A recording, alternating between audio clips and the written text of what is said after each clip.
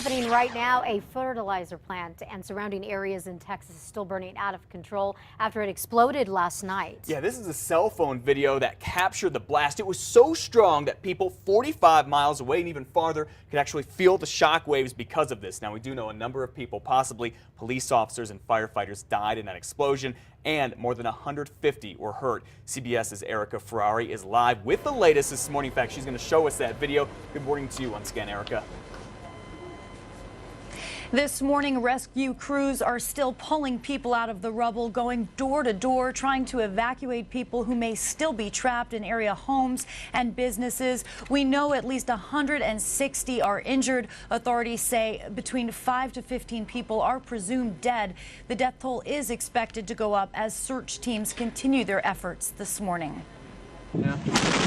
A massive explosion at a fertilizer plant rocked the town of West Texas. The shock wave was just unbelievable and it threw me down. Officials say the town looks like a war zone with homes and businesses leveled. Approximately 50 to 60 houses in a 5-block area radius were damaged, heavily damaged. Several firefighters and a police officer are feared dead. The mayor has been here earlier tonight. He is also a firefighter for this city. It has taken a toll on him because he knows that potentially he has lost some firefighters. As many as 200 people could be injured, and rescue workers are still pulling people out of the rubble. Ambulances and helicopters from around the region responded to help with evacuations. Eugene Horak and his wife had the roof of their house collapse on them. He somehow managed to pull the ceiling off of me and I crawled out. Thank God that we're alive.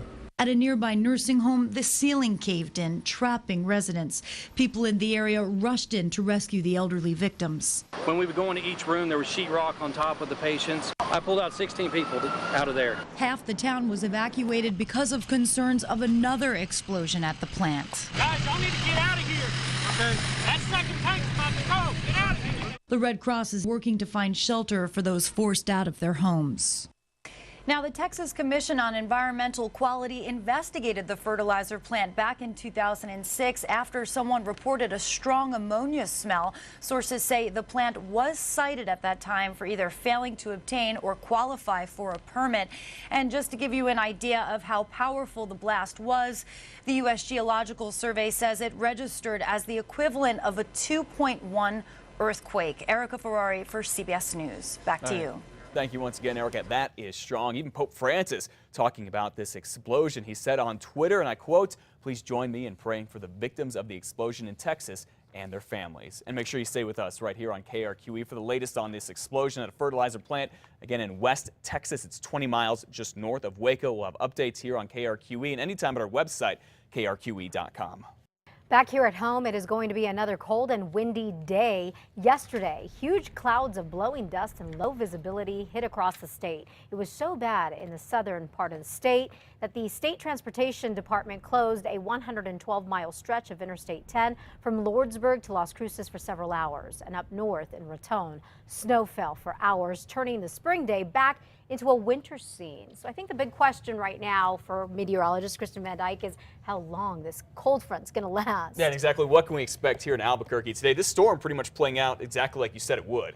It is very cold out there, so yeah, it's going to be sticking around not only for this morning but tonight too. In fact, tonight temperatures will get even colder. As far as the snow is concerned, that's really winding down, so that's not going to be the big story today. Winds will be ramping back up again, but those won't be as strong either. It's really going to be the cold, so make sure you are prepared for it. Out right now in the metro area, 32 in the Heights. We're at 29 at Sandia Park. Placida's at 29, 26 out toward T. Harris. Western parts of the metro area starting off in the upper 20s and low 30s as well. 17 is what it feels like in Santa Fe. 25 your wind chill factor in Albuquerque, and in the teens and 20s out across eastern New Mexico. Single-digit wind chill values up in the northeastern part of the state. We still do have winter weather advisories in effect for the South San Juans and parts of northeastern New Mexico. The snow is winding down there, but the roads are going to be messy for you. We'll have a tough time getting above freezing, so keep that in mind. The winds are also going to be picking up too. I'll have all the details for you coming up in a bit. And the snow that fell yesterday up north left a mess on the roads. We're going to take a live look from nmroads.com. looks like we had it, but what I can tell you is that the biggest problem is the Raton Pass. It is closed right now. There we go. In fact, I-25 is shut down in both directions all the way to Pueblo, Colorado. Other trouble spots here in New Mexico are all in the northeast part of the state. US 56 is closed from Springer to Clayton. US 64 is closed from Raton to Clayton. Be careful out there if you are headed out.